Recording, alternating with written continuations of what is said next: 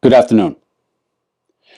As some of you may know, my name is Paul Williams, and I am a candidate in the upcoming June 2023 primary election for a seat on the Toms River Township Council. Throughout my campaign, I intend to use video and numerous public speaking events to communicate to and with you.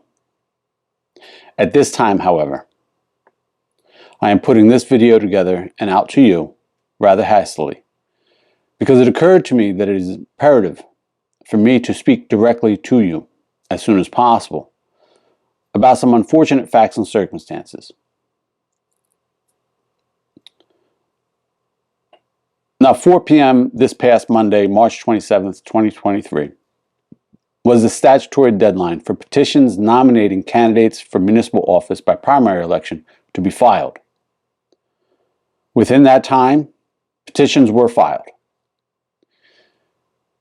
The candidates, at least appearing to be the official candidates of the Ocean County Democratic County Committee, and having received written consent from the party leadership to use the official slogan of the committee on their petitions, include the following: John Fuhrer for mayor, and Michelle Pagano-Williams, Rhetta Jackson-Fair, and Kajal Lal for at-large council seats.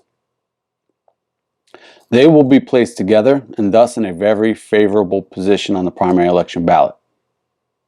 Now, at another time, I will talk about the county committee and the process and the lack thereof, more importantly, for candidates to receive the written consent to use the official slogan of the county committee and thereby the favorable position on the primary election ballot. It is extremely important for other county committee members, like me, who is serving my second full-year term as a member, and who have a duty and responsibility to the voters, to know and understand the reality of the otherwise shady situation and its implications to the integrity of the electoral process. It is also extremely important for the general public, particularly including Democratic voters, to know and understand what is being done and not done by those entrusted to carefully screen and nominate candidates for public office on behalf of the voters. But back to the petitions that were filed. I also filed a petition. I am using the slogan, "Be the change you want to see," and I will be placed in an unfavorable position on the primary election ballot. Late Monday, I requested a copy of each petition that was filed. I received them Tuesday morning. Late last night, and to ensure the integrity of the electoral process, and that only eligible candidates are allowed to appear on the June primary election ballot, I submitted a formal challenge to the nominating petition of Rhetta Jackson-Fair.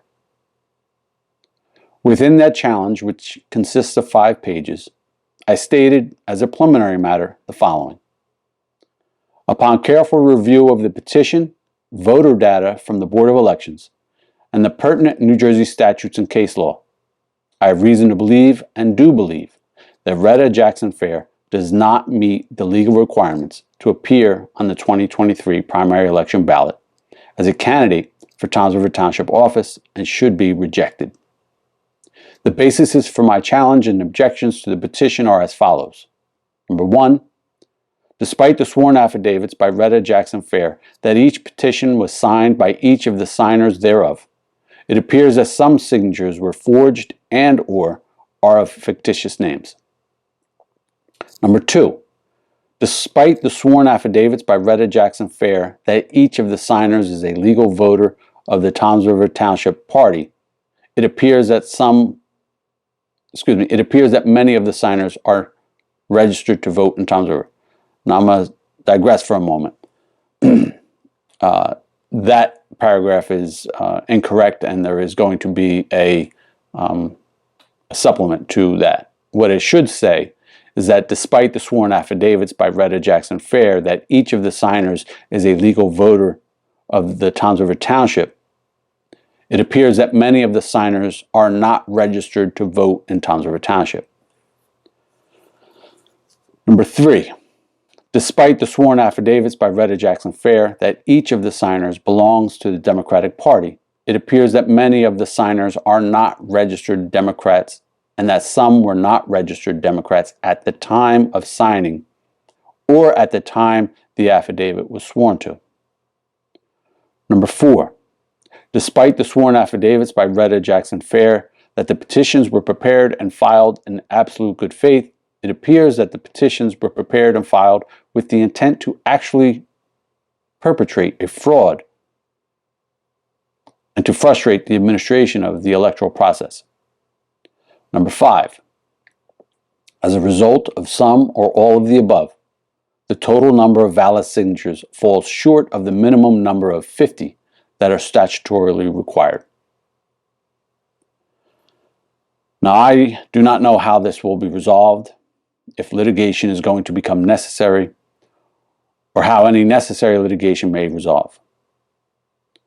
What I do know is that Ms. Jackson-Fair's petitions appear to be extremely suspicious, do not contain at least 50 valid nominating signatures, and that to remain silent would be to be complicit in the integrity of the electoral process being jeopardized. It should also be noted that, despite my conversations with Ms. Jackson-Fair, whom I have known and been acquainted with for many years, and respectfully urged to not get involved, I even signed her petition. The point of this is somewhere in the fact that it tends to evidence that my objection and challenge to her petition is based on neutral and detached considerations, which is exactly how I would operate as a councilperson if I am elected. For now, I thank you for your anticipated time and consideration, and I urge you to stay tuned. Keep an open mind, communicate with me, and perhaps support me in my campaign by at least engaging with my social media pages and liking and sharing this video. I look forward to hearing from you.